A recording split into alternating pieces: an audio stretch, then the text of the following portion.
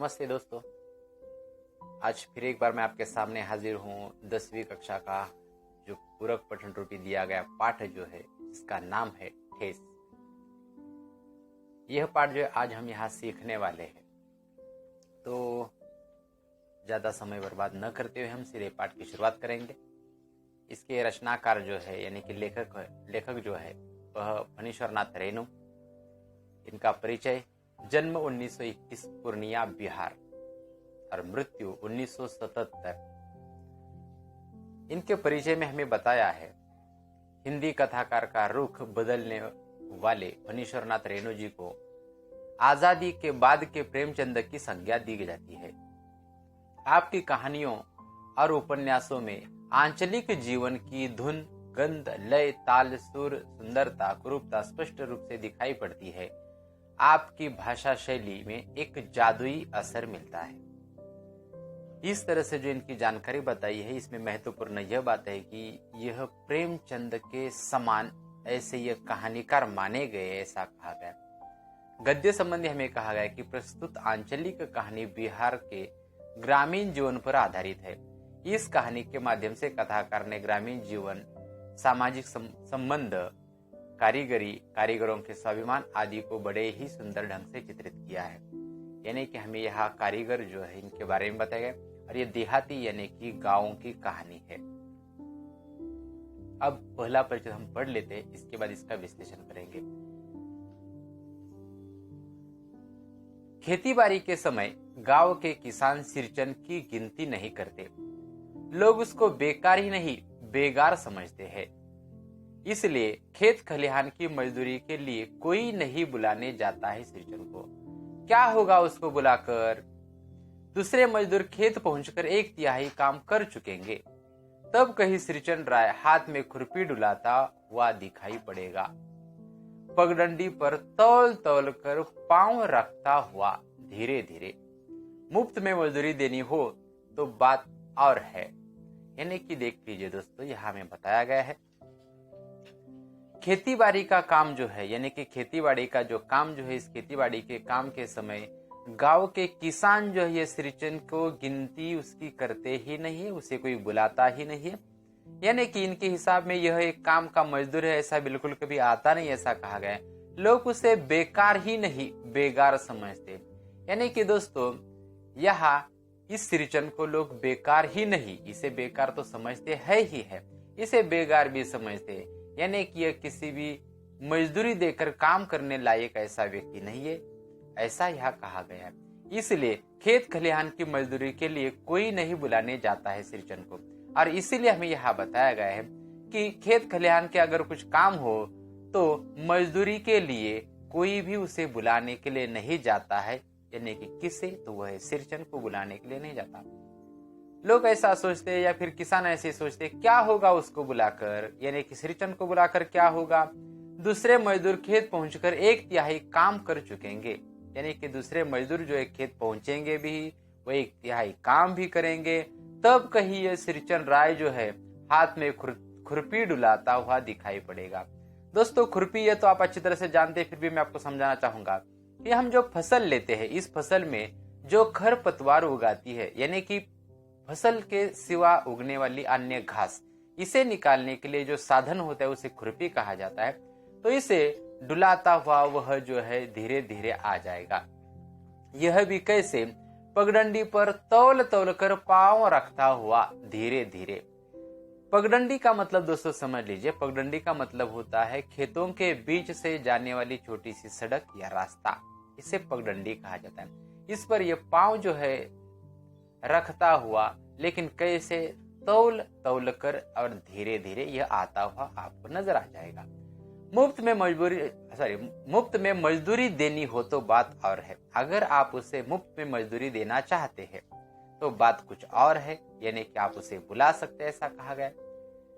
लेकिन मजदूरी देकर यह काम करने योग्य नहीं, ऐसा या उसे कहा गया। अब आगे देखिए क्या कहा गया। आज सिरचन को मुफ्तखोर, कामचोर या चटोर कहले कोई। एक समय था जब उसकी मड़ैया के पास बाबू लोगों की सवारियां बंधी रहती थी। उसे लोग पूछते ही नहीं थे, उसकी खुशामद भी करते थे। अरे सिरचन भाई, अब तुम्हारे ही हाथ में यह कारीगरी रह गई है। सारे इलाके में एक दिन का समय निकालकर चलो, बड़े भैया की चिट्ठी आई है, शहर से सिरचन से एक जोड़ा चीक बनाकर भेज दो। यानी कि दोस्तों आप देख लीजिए, आज भले ही सिरचन को लोग क्या कुछ नहीं कहते, सिरचन को कुछ लोग मुफ्तखोर कहते हैं, कुछ कामचोर कहते हैं, कुछ चटोर कहते हैं। अब ये तीन शब्द जो है ये सिरचन के लिए इस्तेमाल किए गए। मुफ्तखोर यानी कि मुफ्त में सब कुछ प्राप्त करने की इच्छा रखने वाला या प्राप्त करने वाला। कामचोर यानी कि वह जबरदस्ती काम करने वाला, वह किसी काम का भी नहीं फिर भी वह काम करने के लिए आ जाएगा कुछ ना कुछ प्राप्त करने के हेतु से। आगे कहा गया चटोर, चटोर यानी कि स्वाद भरे पदार्थ जो है ये खाने की इच्छा रखने वाला, जिसे हम स्वाद लोलुप कह सकते हैं, ऐसा व्यक्ति है यह सिरचन। एक समय था जब उसकी मड़ैया के पास, दोस्तों यह एक शब्द आया मड़ैया, मड़ैया यानी कि झोपड़ी। ये सिरचन की झोपड़ी जो है, झोपड़ी के आजू बाजू में बाबू लोगों की सवारियां जो है ये बंधी रहती थी। बाबू लोग जो है ये बाबू लोग, इनकी सवारियां बंधी रहती थी, यानी कि जो नौकरियां करने वाले लोग जो इनकी सवारियां बंधी रहती, ऐसा कहा गया। उसे लोग पूछते ही नहीं थे, उसकी खुशामद भी करते थे। यानी कि लोग सिरचन को पूछते ही नहीं थे, उसकी खुशामद भी करते थे। दोस्तों खुशामद इसका मतलब क्या है? प्रशंसा। उसकी प्रशंसा भी क्या करते थे लोग? उसकी प्रशंसा में क्या कहते थे? अरे सिरचन भाई, अब तो तुम्हारे ही हाथ में यह कारीगरी रह गई सारे इलाके में। यानी कि सिरचन भाई अब तो ये सारी जो कुछ कला जो है हम यहाँ कह सकते हैं, यह कारीगरी जो है ये तुम्हारे ही हाथ में रह चुकी है, और पूरे के पूरे इलाके में ऐसा कहा गया है। एक दिन का समय निकाल कर चलो, बड़े भैया की चिट्ठी आई है। यानी कि लोग उसे क्या क्या कहते थे। जब एक वक्त था, उस वक्त लोग जो है उनके मड़ैया के पास बाबू लोगों की सवारियां लगी रही थी, लोग उसकी खुशामद करते थे, और उसे लोग जो है अपने घर पर आने के लिए भी कहा करते थे, ऐसा कहा गया है। वह क्या कहते कि बड़े भैया की चिट्ठी आई है कि सिरचन से एक जोड़ा चीक बनाकर भेज दो। एक जोड़ा चीक बनाकर भेज दो, इसका मतलब दोस्तों हमें यहाँ बताया गया, चीक का मतलब है पर्दा। यह पर्दा जो है ये पर्दा बनाकर भेज दो, ऐसा कहा है। अब आगे देखिए क्या कहा गया है। मुझे याद है मेरी माँ जब कभी सिरचन को बुलाने के लिए कहती, मैं पहले ही पूछ लेता भोग क्या क्या लगेगा। यानी कि दोस्तों आप, चटोर का मतलब मैंने आपको बता दिया है कि स्वाद लोलुप, यानी कि अच्छे अच्छे पकवान खाने की लालसा रखने वाला, ऐसा यह सिरचन है। तो इसके बारे में कहा गया है कि लेखक कहते मुझे याद है मेरी माँ जब कभी सिरचन को बुलाने के लिए कहती, मैं पहले ही पूछ लेता भोग क्या क्या लगेगा। यानी कि इसके लिए भोग जो है यानी कि क्या क्या खाने के लिए दिया जाएगा। यानी कि फणीश्वरनाथ रेणु जी जो है यह अपनी माँ से पूछते कि उसके लिए खाने के लिए क्या क्या बनाया गया है, तुम क्या क्या देने वाली हो। माँ हंस कर कहती, जा जा जा, बेचारा मेरे काम में पूजा भोग की बात नहीं उठाता कभी। पड़ोसी गांव के पंचानन चौधरी के छोटे लड़के को एक बार मेरे सामने ही बेपानी कर दिया था सिरचन ने। तुम्हारी भाभी नाखून से खाट कर तरकारी परोसती है, और इमली का रस डालकर कढ़ी तो हम मामूली लोगों की घरवालियां बनाती है। तुम्हारी भाभी ने कहां से बनाना सीखी है। यानी कि आप देख लीजिए दोस्तों यहाँ हमें क्या बताया गया है। सिरचन जो है सिरचन बोलने में बड़ा माहिर है। ये क्या कहता है, माँ ने जैसे ही कहा, माँ हंसकर कहती कि जा जा, बेचारा मेरे काम में पूजा भोग की बात नहीं उठाता है। यानी कि सिरचन जो है, सिरचन जब अपने यहाँ काम के लिए आ जाएगा तो वह कभी भी पूजा या भोग यानी कि उसे क्या क्या मिलेगा इसके बारे में बात कभी भी नहीं उठाता है, ऐसा यह लेखक जो है इनकी माँ कहती है। लेकिन लेखक को उस वक्त याद आया कि पड़ोसी गांव के पंचानंद चौधरी के छोटे लड़के को इस सिरचन ने एक बार मेरे सामने ही यानी कि लेखक के सामने ही उसे बेपानी कर दिया था। बेपानी यानी कि अपमानित, दोस्तों ये अच्छी तरह से याद रखिए। यानी कि उसकी पूरी इज्जत उतार कर रख दी थी सिरचन ने बातें करके, ऐसा हमें यहाँ बताया गया। सिरचन ने क्या कहा था पंचानन चौधरी के छोटे लड़के को? उसने कहा था कि तुम्हारी भाभी नाखून से खाट कर तरकारी परोसती है। यानी कि तुम्हारी भाभी क्या करती है, नाखूनों के बराबर खाट कर यानी कि काट कर तरकारी परोसती है। यानी कि जो तरकारी सब्जी जो बनाई जाती है उसमें इतनी सी ही सब्जी डालती है कि मान लीजिए कि नाखूनों के बराबर की सब्जी, ऐसा कहा गया। और वह इमली का रस डालकर कढ़ी बनाती है। दोस्तों ये कढ़ी आमतौर पर दही की बनाई जाती है, लेकिन यहाँ जो पंचानन चौधरी जो है इसके घर में जो है यह इमली के रस की कढ़ाई बनाई गई, तो यह श्रीचंद को बिल्कुल भी पसंद नहीं आई। इसलिए वह कहता है कि हम मामूली लोगों की घरवालियां भी इस तरह से कढ़ी बनाती है, तुम्हारा इतना बड़ा घर है, तुम्हारी भाभी ने कहां से इसे बनाना सीखा है। इसलिए श्रीचंद को बुलाने के पहले मैं मां से पूछ लेता। श्रीचंद को देखते ही मां हुलस कर कहती, आओ श्रीचंद, आज नैनो मत रही थी तो तुम्हारी याद आई। घी की खकरों के साथ चूड़ा तुमको बहुत पसंद है ना। और बड़ी बेटी ने ससुराल से संवाद भेजा है, उनकी ननद रूठी हुई है मोती की शीतल पार्टी के लिए। यानी कि आप देख लीजिए यहाँ हमें बताया गया है कि इसीलिए श्रीचंद को बुलाने से पहले जो है यह लेखक माँ से पूछ लेते कि उसके लिए क्या खाना बनाया जाएगा।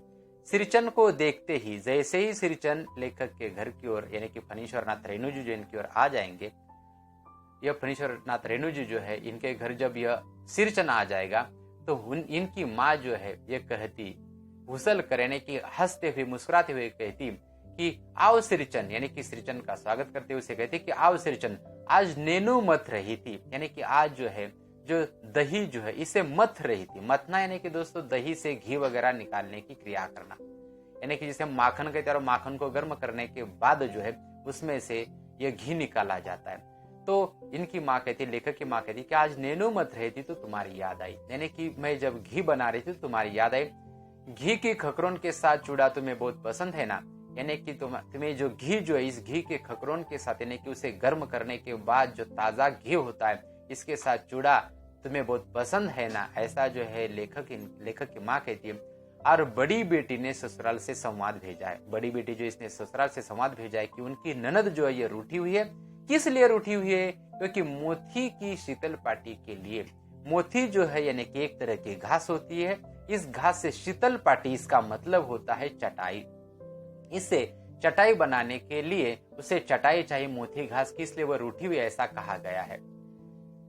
श्रीचंद अपनी पनियाई जीभ को संभाल कर हंसता, घी की सौंधी सुगंध सूंघकर ही आ रहा हूं काकी, नहीं तो इस शादी ब्याह के मौसम में दम मारने की भी छुट्टी कहाँ मिलती है। यानी कि आप देखिए श्रीचंद भी बोल बच्चन है, ऐसा हम कह सकते हैं। यहाँ जो है श्रीचंद जो है ऐसे स्वाद भरे, या फिर हम जिसे कह सकते कि सुगंध, जो बहुत बढ़िया सुगंध जो है घी की आ रही है, यानी कि घी की सौंधी सुगंध सूंघकर ही आ रहा हूं ऐसा कहता है। लेकिन यह कब कहता है? जब इसके मुंह में पानी आ जाता है, यानी कि पनियाई जीभ को संभाल कर यह कहता है। पनियाई जीभ यानी कि दोस्तों मुंह में पानी आ जाना। जैसे कि आप अधपकी इमली जब आपके सामने कोई छील कर रखे, यानी कि अगर मान लीजिए कि वह इमली जो है आधी पकी हुई है, आधी कच्ची है या अधपकी है, उसे जब भी उसके ऊपर का छिलका निकाल कर कोई आपके सामने रखेगा तो आपके मुंह में अवश्य पानी आ जाएगा। या फिर कच्चा आम जो होता है इसे काट कर उस पर हल्दी और नमक डाली जाएगी तो क्या होगा दोस्तों? आप जानते हैं कि आपके मुंह में भी पानी आ जाएगा।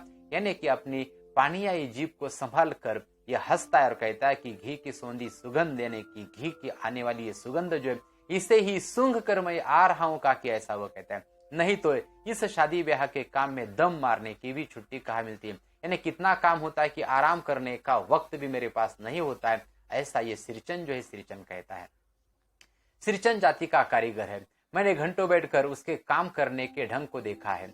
एक एक मोती और पटेर को हाथ में लेकर बड़े जतन से उसकी कुच्ची बनाता, फिर कुच्चियों को रंगने से लेकर सुतली सुलझाने में पूरा दिन समाप्त। काम करते समय उसकी तन्मयता में जरा भी बाधा पड़ी कि गेहूं सांप की तरह फुफकार उठता, किसी दूसरे से करवा लीजिए काम। श्रीचंद मुंह जोर है, काम चोर नहीं। यानी कि दोस्तों आप यहाँ देख लीजिए, हमें यहाँ क्या बताया गया है श्रीचंद के बारे में। हमें यहाँ कहा गया है कि यह श्रीचंद जाति का कारीगर है। मैंने घंटों बैठकर उसके काम करने का तरीका देखा है, ऐसा लेखक कहते हैं। यानी कि इसका काम करने का तरीका कुछ अलग ही, ऐसा कहा गया। एक एक मोती घास, यह एक तरह की घास है मोती घास, एक एक मोती घास और पटेर को हाथ में लेकर बड़े जतन से उसकी कुच्ची बनाता। यानी कि देखिए ये क्या करता है कि एक एक घास को हाथ में लेता है उसके, और पटेर को हाथ में लेकर बड़े जतन से उसकी कुच्ची बनाता है। कुच्ची यानी कि दोस्तों गुच्छा बनाता है उस घास का, और फिर कुच्चियों को रंगने से लेकर वह उस घास के जो गुच्छे बनाए गए उसे रंगने का कार्य करता है, उसे सुतली से ठीक तरह से जो है सुलझाता है, और इसी में पूरा दिन समाप्त हो जाता है। यानी कि मन लगाकर काम करता है। काम करते समय उसकी तन्मयता में जरा भी बाधा पड़ी, यानी कि जब वो काम कर रहा हो और उसके काम में अगर कोई भी बाधा अगर पड़ गई तो मान लीजिए कि गेहूं सांप की तरह फुफकार उठता है। गेहूं सांप यानी कि गेहूं के रंग का सांप जो होता है वह जैसे फुफकारता है दोस्तों, जैसे कि आपने नाग को देखा होगा जब यह फन उठाकर फुफकारता है, उसी तरह से यह गेहूं सांप की तरह ये फुफकारता है, ऐसा कहा गया है। फिर किसी दूसरे से करवा लीजिए काम। यह कहता है कि फिर आपको अगर यहाँ बातें करनी है या कुछ कहना है तो आप किसी दूसरे से काम करवा लीजिए। सिरचन मुंह जो रहे काम चोर नहीं। सिरचन मुंह जो रहने की सिर क्या कहेगा, थोड़ा सा रह गया है, किसी दिन आकर पूरा कर दूंगा। यानी कि अब ये कहती है कि ठहरो, अभी मैं माँ से जाकर कहती हूँ इतनी बड़ी बात। तुमने जो सिरचन को कहती कि तुमने जो इतनी बड़ी बात कही है ये मैं माँ से जाकर कहती हूँ, ऐसा कहा गया। सिरचन ने मुस्कुराकर जवाब दिया था। सिरचन जो मुस्कुराकर जवाब दिया था ऐसा कहा गया, इस बार मेरी सबसे छोटी बहन पहली बार ससुराल जा रही थी। मानू के दूल्हे ने पहले ही बड़ी भाभी को लिखकर चेतावनी दे दी है। वह चेतावनी क्या है यह हम पढ़ लेते हैं कि